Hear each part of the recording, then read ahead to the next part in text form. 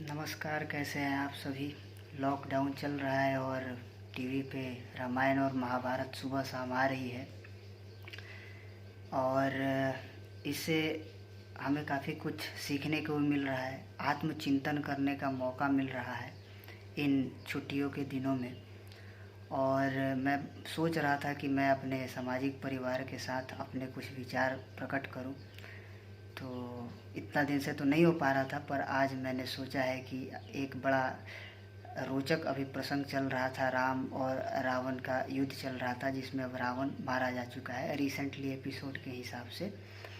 तो उसमें आप लोगों ने देखा होगा कि रावण जब मरा उसके बाद पीछे एक बहुत ही अद्भुत चौपाई गाई गई है उसमें, और हृदय को छू जाने वाला है। उससे काफ़ी कुछ शिक्षा भी लेने की ज़रूरत है। उसकी एक एक जो वर्ड्स हैं उसमें एक गुण, एक प्रकार से रहस्य छुपा हुआ है। अगर उसको समझने का कोशिश किया जाए, उसको डिकोड करने का कोशिश किया जाए। उसमें आप लोगों ने देखा होगा कि राम जी से युद्ध करने से पहले रावण जाता है अपने इष्ट महादेव के पास और अपनी नाराज़गी प्रकट करता है कि राम का तुम मदद कर रहे हो लंकेश के विरुद्ध जाकर, क्योंकि मैंने अधर्म का मार्ग चुना है और ये मैं जानता हूँ। और अपने अस्त्र शस्त्रों का बखान करता है कि मैंने जो है इसको दान में नहीं लिया है, अपने परिश्रम से प्राप्त किया है, अपने तपोबल से प्राप्त किया है, और मुझे क्यों ना हो इस पे घमंड और गर्व। बात तो उसकी सही है, होनी भी चाहिए, क्योंकि कर्म का सिद्धांत है कि मनुष्य कर्म करेगा तो ईश्वर को उसको फल देना ही है, वो उसको कोई रोक नहीं सकता है। तो रावण का यहाँ पे कमी क्या दिखता है? रावण में कमी दिखता है एटीट्यूड ऑफ ग्रेटिट्यूड। रावण हर चीज़ को टेकन फॉर ग्रांटेड लेता था, मानता था कि मैंने किया है और ये मेरा है। साधारण मनुष्य की तरह, जिस तरह हम लोग सोचते हैं, जहाँ गलती हो जाती है, जहाँ चूक हो जाती है, हम लोग कभी ग्रेटिट्यूड नहीं दिखाते। जो चीज़ हमें मिला है हमें लगता है कि मैंने किया है, वहीं रावण ने भी करा। और एक तरफ राम जी है जो हर क्रेडिट अपने बंदर भालू के सेनाओं को देते हैं, हनुमान जी को देते हैं, सुग्रीव को देते हैं। वो लीडर हैं, पर फिर भी कभी भी कोई भी क्रेडिट खुद नहीं ले रहे हैं, अपने टीम को दे रहे हैं। तो ये एक बेसिक उसमें समझने वाली चीज़ है। और इसमें जो चौपाई है, मैं आप लोगों को एक एक चौपाई गा के और उसका मतलब भी समझाऊंगा कि कितना इंटरेस्टिंग है ये, इसको समझना। यही वो रावण जिसके कारण इस मनुज तन धारा हो, यही वो रावण जिसके कारण इस मनुज तन धारा हो। मतलब कि रावण इतना शक्तिशाली था कि ईश्वर को भी मनुष्य रूप में आना पड़ा। इस चौपाई में यही कही जा रही है। आगे क्या कहा जा रहा है? विजय पाप पर धर्म की होती, जान गया जग सारा हो। विजय पाप पर धर्म की होती, जान गया जग सारा हो। अगर रावण का मृत्यु नहीं होता तो जगत को संदेश कैसे जाता कि पाप कितना भी बलशाली क्यों ना हो, धर्म के सामने उसे झुकना पड़ता है। इस लाइन से हमें ये सीख मिलती है।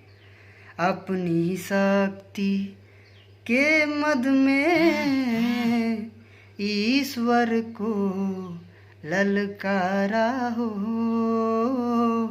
अपनी शक्ति के मद में ईश्वर को ललकारा हो।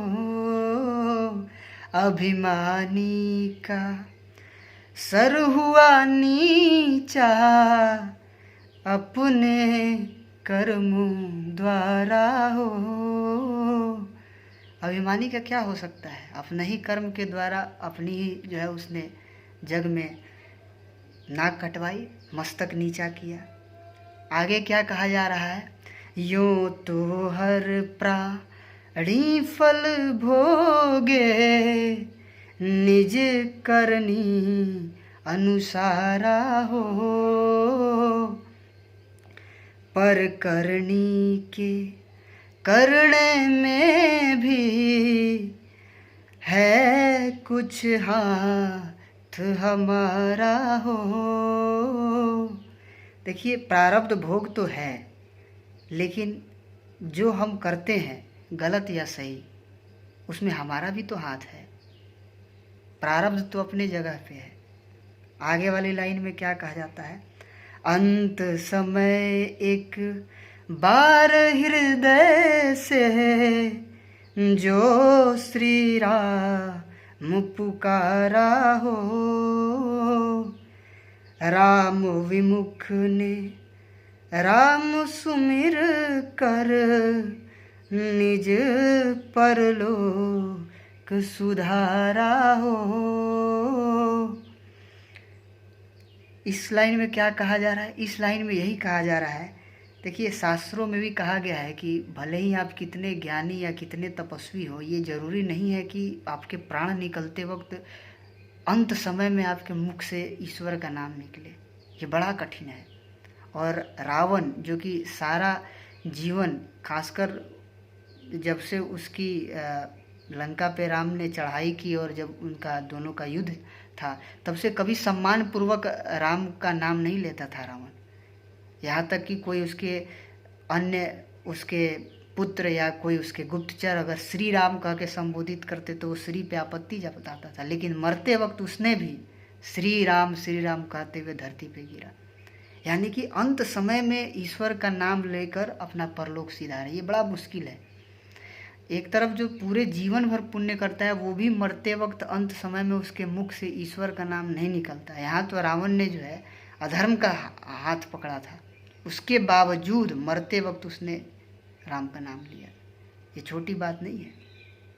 फिर अंत में, यही वो रावण जिसके कारण इस मनुज तन धारा हो। तो इसमें क्या गजब की बातें कही गई हैं। ये चंद लाइनें जो हैं, ये पूरी एक प्रकार से आप अगर इसको डिकोड कर पाएँ, समझ पाएँ, तो कितनी अद्भुत बातें इसमें बताई गई हैं। एक जगह राम जी जिक्र करते हैं श्मशान वैराग्य का, जिसको हम लोग कह सकते हैं टेम्परोरी वैराग्य। जैसे कोई मरता है और हमारे अंदर से एक इच्छा होती है कि अब जीवन का क्या मतलब। तो अगर वो जो किसी स्वजन के खोने के टाइम में होता है, अगर वो उसका आभास व्यक्ति को पहले से हो कि एक दिन सबकी गति यही है, मेरी भी यही है, तो शायद आदमी थोड़ा और सजग होकर जीवन को जिए, सृष्टि के इस विराट संरचना को और पवित्रता से जिए। तो बहुत सारी इसमें चीज़ें हैं, लेकिन आज के लिए इतना ही। वीडियो अभी काफ़ी लंबा होता जा रहा है, 10 मिनट के अंदर इसको ख़त्म करना है। तो इसी प्रकार कुछ अच्छी चीज़ें होंगी तो हम लोग उसको आपस में चर्चा करेंगे। और काफ़ी इससे क्या होता है कि हमारे जो देखिए जो बाहर वातावरण है उसका प्रभाव आपके मन पे पड़ता है, और जो आपके मन में है, जो आप सोचते हैं, मनसा वाचा कर्मणा, उसका भी बाहर सृष्टि पे बड़ा प्रभाव पड़ता है। ये वाइस वर्सा है। जैसा बाहर का माहौल होगा उसका आपके ऊपर प्रभाव होगा। यही तो है श्मशान वैराग्य, जिसको राम जी इंगित करते हैं कि किसी को मरते देखता अपने स्वजनों में से तुरंत वैराग्य का भाव आता है। हम नहीं मरे, लेकिन हमारा स्वजन मरा, लेकिन मन पे प्रभाव पड़ा, बाहरी जो वृत्तियाँ हुई उसका मन पे प्रभाव पड़ा। उसी प्रकार आप जो करते हैं, आप जो सोचते हैं, उसका भी जगत पे प्रभाव पड़ता है। तो अपने आप को शुद्ध रखना, पूर्ण पवित्र रखना, और सनातन धर्म में जन्म लिया है तो इसके प्रति अपने कर्तव्यों को निभाना भी उतना ही आवश्यक है। हर हर महादेव, नमः शिवाय। ईश्वर आप सभी के अंदर जो ईश्वरीय तत्व बैठा हुआ है, मैं उसको हृदय से नमस्कार करता हूँ। फिर मिलेंगे किसी अगले वीडियो में। बहुत बहुत धन्यवाद आप लोगों का सुनने के लिए। बहुत बहुत धन्यवाद।